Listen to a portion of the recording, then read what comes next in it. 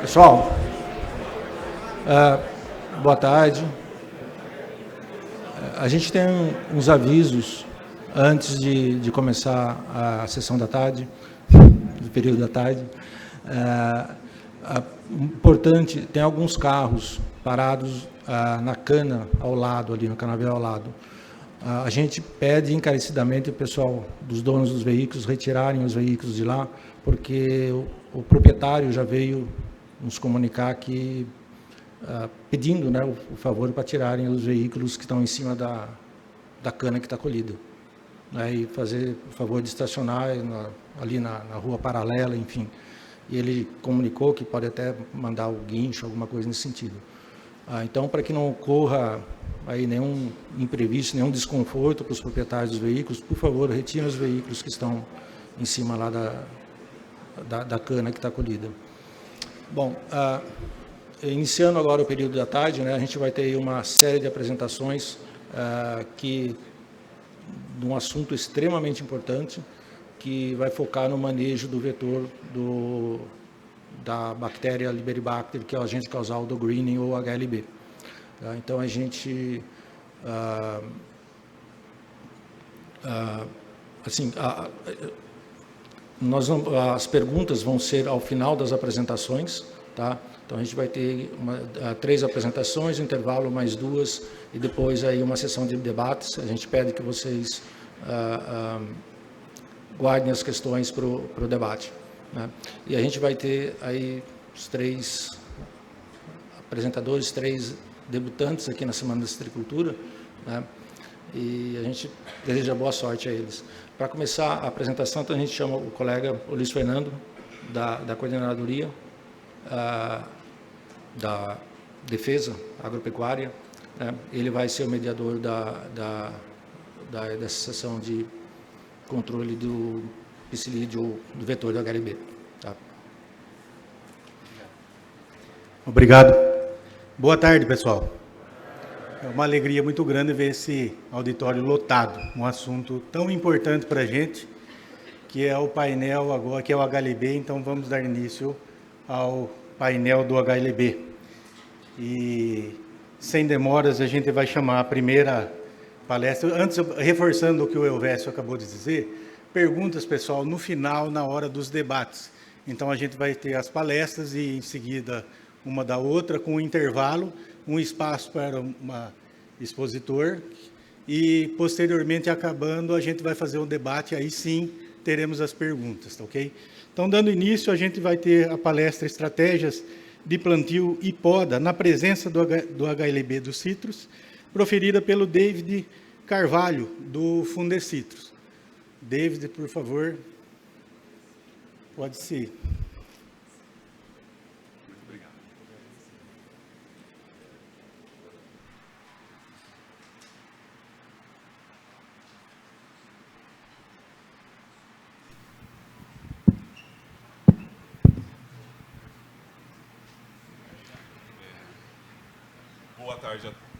Boa tarde a todos. Meu nome é David Carvalho. Vocês estão me ouvindo? Ok. Então, hoje estamos de casa cheia aqui. Eu sou pós-doc, né, no Fundecitrus, e hoje eu venho aqui para a gente ter uma conversa, né, sobre esse assunto tão importante, né, que é o HLB. Então eu trago como título a nossa palestra aqui, né, que é Estratégias de Plantio e Poda de Citros no Manejo do HLB. a maioria a gente vai trazer aqui alguns resultados para os senhores, né? Que faz parte de um grande projeto que está acontecendo, né? Financiado pela FAPESP e é coordenado pelo pesquisador, né? Pelo Renato Bazanese, do Fundecitrus, em parceria também com a Embrapa. Então vamos dar sequência. Então sabemos, né, que o green ele é coisa séria, né? É tão sério, né, que é estimado, né, que os nossos pomares aí têm reduzido, né, a sua vida útil, né, drasticamente devido a essa doença que tem impactado grandemente a nossa citricultura, né? E a gente encontra áreas assim hoje, né? Perdão. A gente encontra áreas hoje assim, né, com intensa erradicação daquelas plantas contaminadas, né, porque a gente sabe que essa é atualmente a melhor medida, né, a erradicação da fonte de inóculo, né, e há um intenso controle fitossanitário dessas áreas. E também questão da irrigação. Deixa eu só trocar aqui, acho que fica melhor. E a gente observa nas áreas, que as nossas áreas irrigadas elas têm crescido, né, bastante nos últimos anos aí, né, questão de 38% em média nas nossas áreas, elas estão sendo irrigadas principalmente na região norte, e a gente observa também uma migração da citricultura para outras regiões, né, mais adeptas, com menor incidência da doença, né? E tudo isso tem aumentado, né, os nossos custos de produção, né, aumentado aí grandemente. E nós, como produtores, tem como objetivo buscar alternativas que possam reduzir, né, esse impacto do HLB e também alternativas para aumentar a nossa produtividade, né? E ter um rápido retorno do nosso investimento, né? Dado a isso, como alcançar esse objetivo? Então, aqui a gente vai trazer, né, no decorrer da nossa palestra, da nossa conversa, alguns experimentos. Então, desde o uso de mudas, né, alternativas que possam viabilizar as altas densidades de plantio ou até mesmo que antecipem a produção, né, visando aí também a questão do adensamento de plantio, né, que eu possa ter uma alta produtividade e um menor impacto do HLB. E também a adoção, né, de práticas de manejo fitotécnica que possam facilitar o controle do vetor, principalmente nas bordas dos nossos talhões, que a gente sabe que a borda é a região de maior incidência da doença, porque o inseto, vetor migrante de áreas externas, é onde ele vai se alojar inicialmente. E também otimizar o manejo de poda, tanto para fins de produtividade, quanto no manejo das brotações. Tudo isso objetivando, né, a produção e a disseminação do HLB. Então, para início, a gente observa, né, no nosso cenário brasileiro, né, que com o decorrer do tempo, as densidades dos pomares eles aumentaram, né, chegando aqui em 2017 a aproximadamente aí 650 plantas por hectare. Mas a gente vê uma tendência, uma tendência de queda nesses últimos anos, né? A gente vê aqui, no caso, uma queda. Mas o que levou a essa diminuição, né, da densidade dos pomares nas nossas áreas, né? Principalmente aqui chegando em áreas mais críticas que na minha implantação do pomar eu não obtive sucesso, né? A escolha do espaçamento, né, errado e até mesmo combinações copa porta-enxertos inadequado para aquele adensamento. E também a questão da poda, a não adoção da poda, né, que é uma técnica que é essencial e ela se tornou inevitável, né, na nossa citricultura moderna, na nossa citricultura adensada.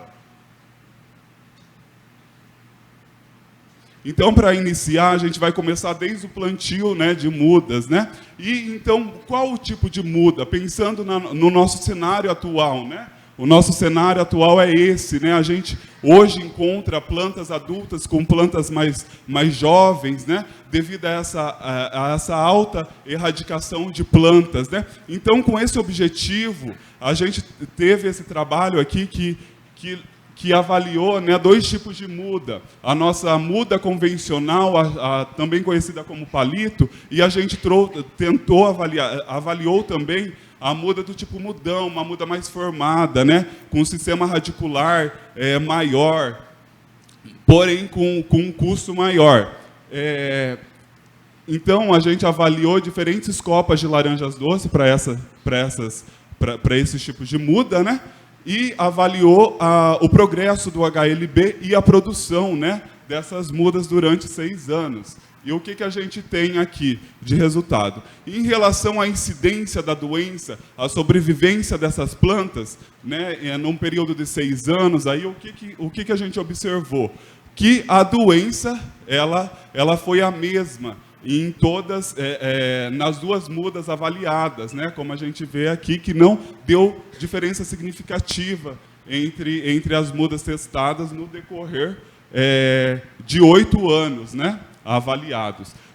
Porém, quando eu vou para a questão de produção, né? Que é o nosso objetivo final, né? Maior produtividade, a gente viu que para todas as variedades de laranja doce avaliadas, né? A gente tem 4 aqui no caso, teve um incremento de 30% a mais. Isso pensando no pomar jovem, né? Então, a gente tem um incremento. Então, o uso do mudão ele pode ser vantajoso por antecipar a produção e obter lucros mais rápidos, principalmente em áreas de replantio, que eu tenho plantas adultas.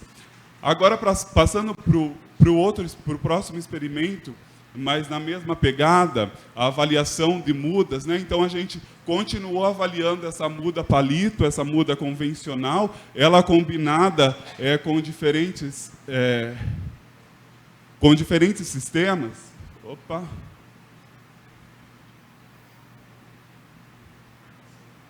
Acho que passou vários de uma vez, isso.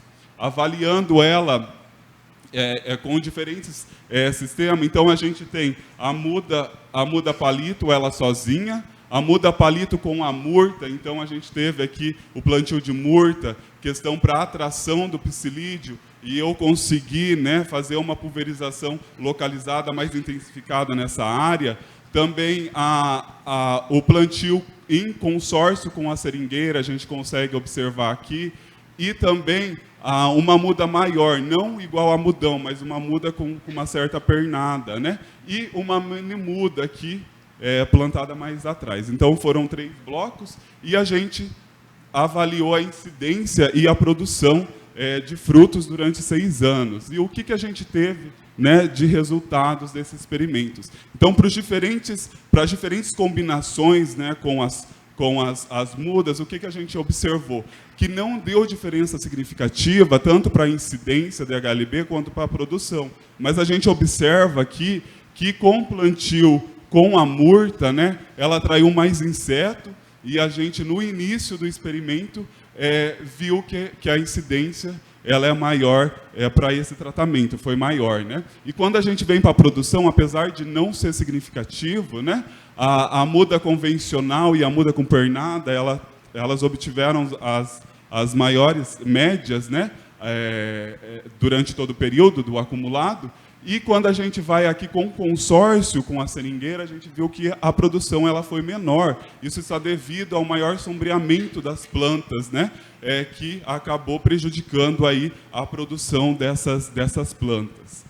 Então, alternativas de plantio que possam reduzir os custos de produção e otimizar o uso da área, elas devem ser, sim, consideradas no meu planejamento de pomar. Então, o uso de mudas do tipo mini mudas, no caso, ela pode ser utilizada em regiões, em áreas, né, em novas áreas de plantio. Agora que a gente escolheu o tipo de muda e para qual cenário a gente vai colocar ela. Então, a gente pensando na direção do pomar, mas basicamente na área de borda, a gente está conduzindo um experimento gigantesco, né? Numa área comercial, e a gente tem vários blocos, né, de diferentes variedades de laranjas doces, e elas foram plantadas em diferentes direções de plantio. Então, o vermelhinho aqui a gente tem o plantio em paralelo, né, aqui, e o plantio em perpendicular, tanto desse lado quanto do outro lado, né? Essas plantas são com 6 anos de idade, e a gente está avaliando, então, a captura, a população de psilídeo e o gradiente, né, de incidência do HLB nessas áreas. E o que a gente tem até o presente momento, né? Essas plantas com 6 anos.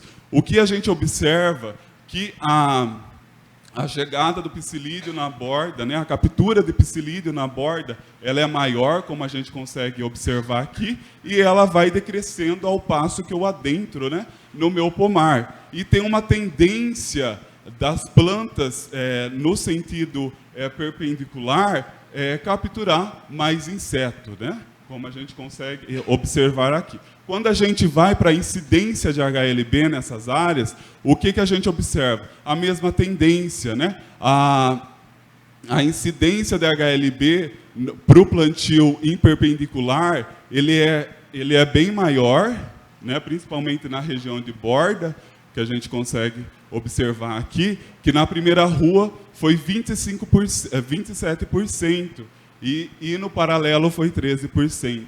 E ele foi decrescendo ao passo que eu adentrei no pomar. E já pensando em plantas adultas, né, que esse que eu mostrei para vocês eram plantas jovens, já plantas adultas, foi realizado um experimento, né, bem grande, com um estudo de análise de imagem nessas áreas de borda, de talhões, pensando na direção do plantio. Então, o que a gente observou também? Que esses resultados corroboram, né? Que na planta jovem tem maior incidência de HLB no plantio em perpendicular, o que a gente observou também nas plantas adultas, 30%, que foi significativamente maior para aqueles talhões, né, que foram plantados no sentido em paralelo, né? E o que isso pode trazer para nós, né?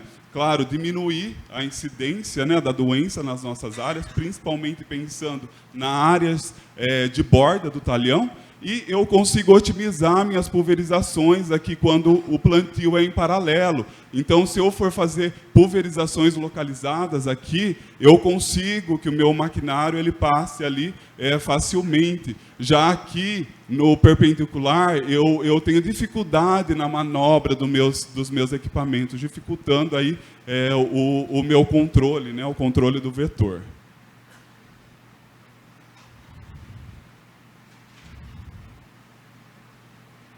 Ok, passou 2, deixa eu voltar. Opa, ai. Agora, a gente escolheu o tipo de muda, a direção de plantio, agora pensando na quantidade de plantas que a gente vai colocar nessa área. Então, com essa ideia, né, surgiu vários experimentos, e dentre eles, esse daqui que a gente está conduzindo, né? Então, qual seria a melhor densidade de plantio na região de borda, né? Então, esse experimento, a gente está trabalhando com três densidades de plantas, né? Três espaçamentos, né? Então, a gente está trabalhando com um espaçamento de 90 centímetros, isso na região de borda, de 1,20 metros e 1,80 metros. Na região de borda, então, de 0 aqui a 100 metros, e a região interna, que mantém o espaçamento entre plantas de 1,80 e 2, né? E a gente está avaliando a questão da população de psilídeo e a incidência de HLB. Então, o que a gente tem hoje? Esse é mais recente, né? Então, após 3 anos, né, de plantio, aqui o espaçamento entre plantas de 90 centímetros, a gente já tem essas plantas se tocando, né, na região de borda, formando aí um renque, um obstáculo para a entrada do psilídeo. Já nos outros espaçamentos de 1,20 e 1,80, a gente tem vãos, né, tem áreas livres de voo para o inseto adentrar, né, no pomar. E o que a gente tem de resultados até o presente momento? 3 anos de condução de experimento, né? Questão da quantidade de psilídeo, né? A gente observa também que a captura ela é maior na região de borda, né? E ela vai decrescendo ao passo que eu adentro no pomar. E o espaçamento, o maior espaçamento de 1,80, ele tá com a tendência, né, de capturar as plantas, capturar mais psilídeo, como a gente consegue observar aqui. Quando a gente vai para a incidência de HLB, então a gente tem a região de borda, que é esse gráfico aqui, e a região interna, né, do nosso pomar. A gente observa que, com o passar do tempo, essa incidência ela aumentou, claro, né? E a gente consegue observar aqui que os tratamentos eles estão se diferenciando e que no caso do 1,80 aqui, ele está se diferenciando dos demais espaçamentos em relação à incidência, né, da doença. E isso se observa também na região interna do pomar. E agora, só para corroborar esses resultados, né, trazendo esse outro estudo que foi desenvolvido, já está publicado, né? Estão avaliando 495 blocos comerciais de laranjas doces, né? A gente avaliou diferentes densidades de plantas, né? Uma menor densidade, menor que talhões com menos de 540 plantas, e talhões com maior densidade, com mais de 540 plantas. Então, o que a gente tem de resultado? Que quando em 2 regiões, né, a região de Altinópolis e a região de Araraquara, quando em regiões de alta pressão da doença, a gente não observa diferença significativa entre as densidades, né, avaliadas. Mas quando a gente tem alta densidade, aqui no caso de Araraquara, que na época tinha uma alta pressão da doença, a gente observa, olha só, talhões com uma menor densidade de planta, ela teve sim uma maior incidência da doença quando comparada com talhões com menor densidade, com maior densidade de plantas, né? Então aqui, agora a gente escolheu o tipo de muda, a direção de plantio, o adensamento de plantas, né? Quantas plantas por área. E se eu adenso essa área, eu vou precisar adicionar, né, no meu calendário aí agrícola alguns tipos de manejo, que é o caso da poda, que ela se tornou obrigatória, né? Ela anda de mãos dadas com o adensamento de plantas. Então a gente está conduzindo, um experimento gigantesco aí já faz 3 anos, né? Então a gente está avaliando 2 regimes hídricos, o irrigado e no sequeiro, e 2 variedades precoces de laranjas doces, né?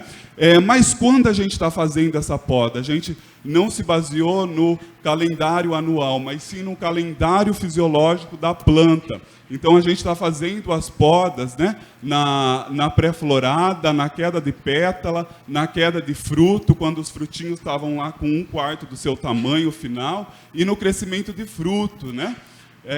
Então, essa é a área 3 anos após. Então, aqui a gente tem o controle, a gente está avaliando o controle, ou seja, sem poda. 3 anos após, a gente vê que as árvores elas já estão entrelaçando, dificultando aí a passagem dos maquinários para fazer o manejo. E aqui a área já com vão livre, né, podado, tudo certinho. E a gente está avaliando vários parâmetros, e eu vou trazer aqui alguns deles aos senhores, né? Então, com relação aos resultados, a gente está trazendo aqui da valência em si, porque são bastante resultados, uma quantidade enorme, e elas tiveram a mesma tendência para esses resultados que eu vou passar para os senhores. Com relação à quantidade de biomassa removida após a poda, o que a gente observou? Que ao passo que eu atraso a minha poda, né, que eu postergo a minha poda, o volume de biomassa retirada após essa poda é maior, e sendo menor na pré-florada, né? Então, ao passo que eu postergo a minha poda, a quantidade de biomassa retirada vai ser maior. Em relação à quantidade de fruto, porque a gente sabe que a valência, assim como as tardias, elas têm fruto na planta o ano todo, né? Então, aqui a gente tem, no momento que foi realizada as podas, né, a gente teve frutos com diferente maturação. E o período mais crítico, que retirou a maior quantidade de fruto, foi na queda de pétala, né? Que ela foi significativamente maior em todas as áreas, tanto no irrigado quanto no sequeiro aqui, e aquela que removeu, né, que teve o menor risco de remoção de fruto após a poda, foi na pré-florada. Isso tanto para a valência normal quanto para a americana. Agora, quando eu passo para a produção, aqui eu trouxe o resultado de das 4 áreas, né? Então, a gente tem aqui a valência americana no irrigado e no sequeiro e a valência normal, irrigado e sequeiro. O que a gente observa? Que os menores riscos, né, na minha queda de produção, elas são observadas no controle. É claro, o controle que não sofreu nenhum tipo de poda, ele foi sim mais produtivo. Mas aquele que mais se assemelhou a ele, né, foi a poda realizada na pré-florada. Então, ela teve mais risco na queda de produção. Quando ocorrida em outras fases fenológicas aqui dos citros, eu tive uma perda na minha produção.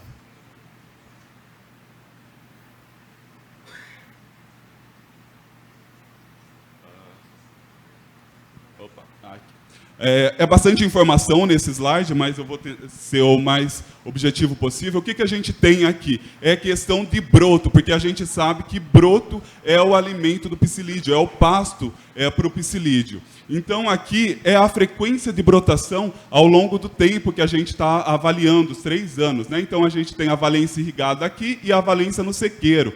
E a frequência de brotação de V1 a V4, que a gente sabe que é as fases, né, que o psilídeo mais prefere, tanto para alimentação quanto para reprodução. O que a gente tem aqui? Então, essas setinhas indicam o momento, a data de poda que a gente realizou, né? Então, a gente tem aqui a poda realizada na pré-florada, até aqui no crescimento de fruto. E aqui, essa última, é a sem poda, né, que a gente está comparando aqui.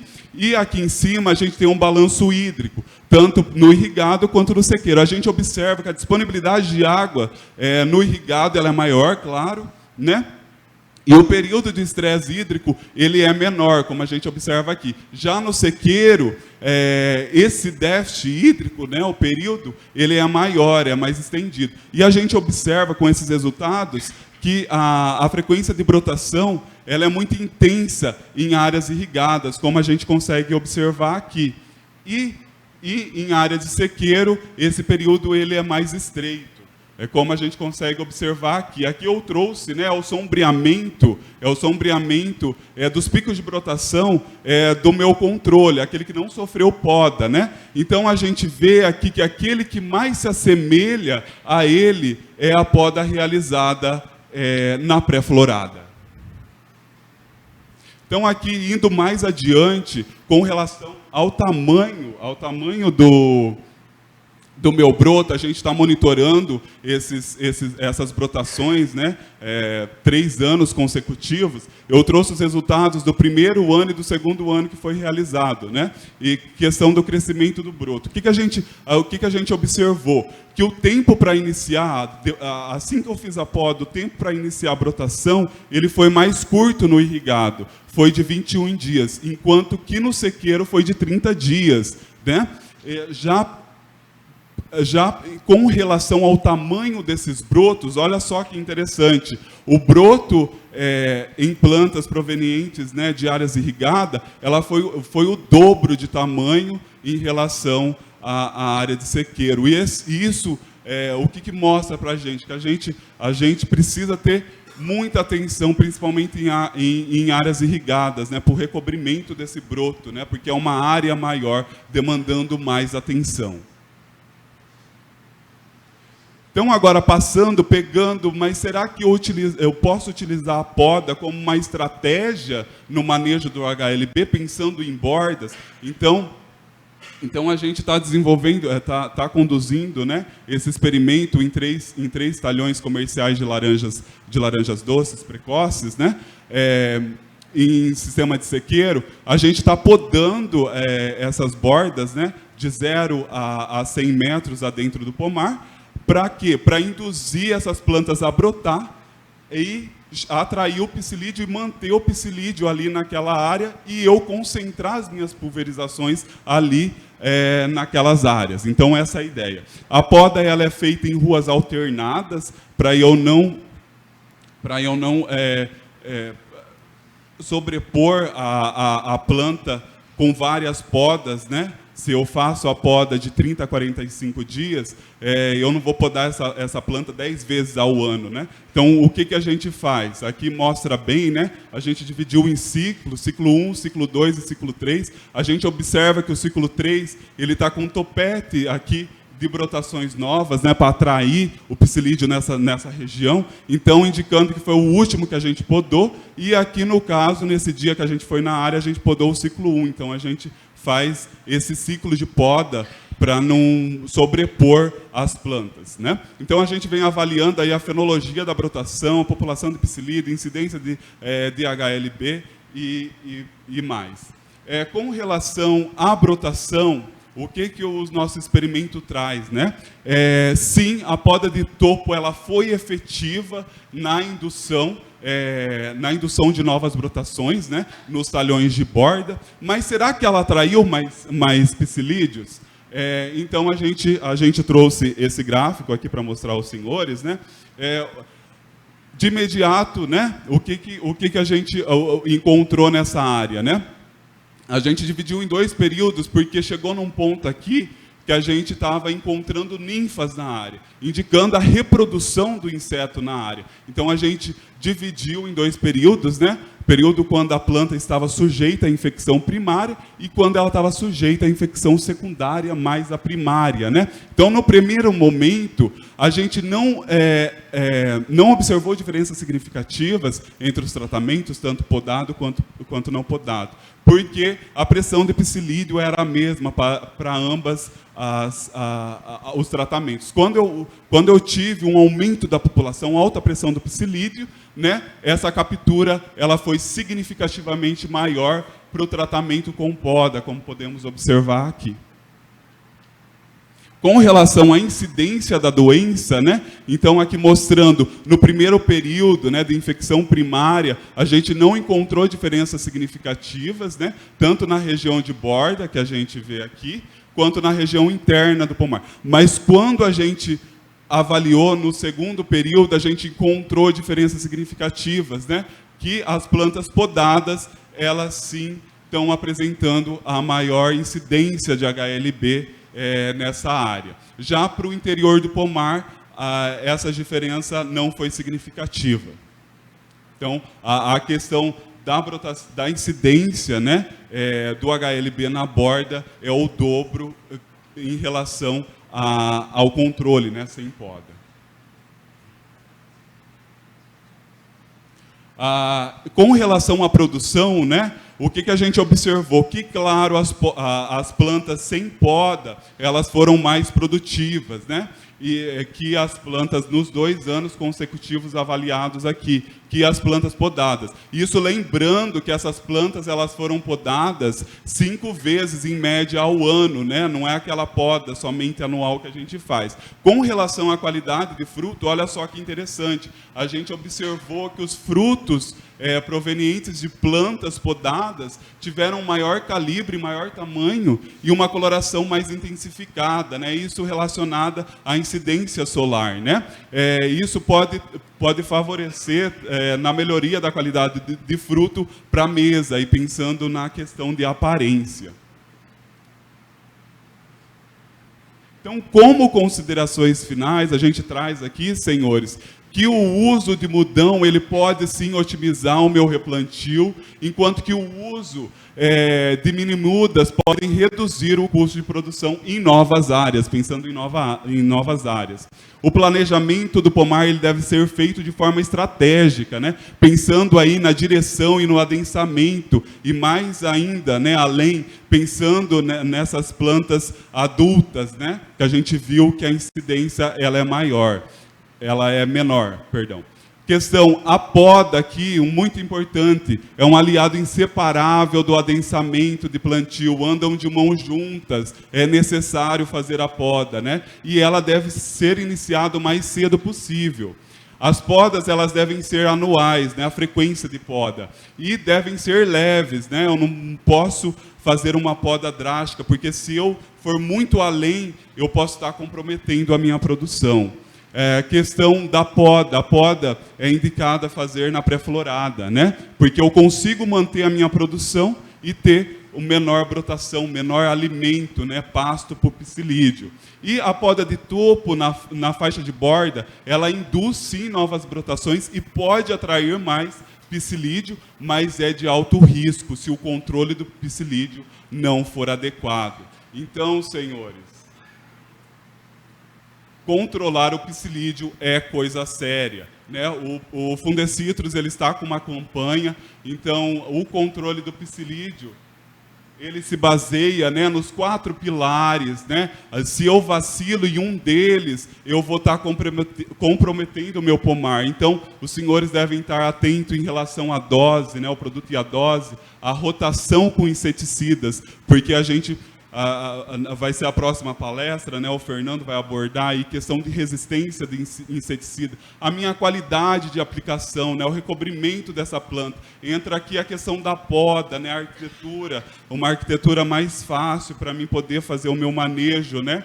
Do controle do psilídeo. E questão do intervalo de aplicação, né? Pensando aí na questão das brotações, né? Proteger todas essas brotações. Então, senhores, gostaria de agradecer pela atenção, gostaria também de agradecer a toda a nossa equipe, né, aos produtores e parceiros, e principalmente a equipe de campo, que foi fundamental aí na condução, né? Sem eles a gente não ia estar aqui apresentando esses resultados. Meu muito obrigado, qualquer dúvida a gente, ao final da sessão, a gente discute.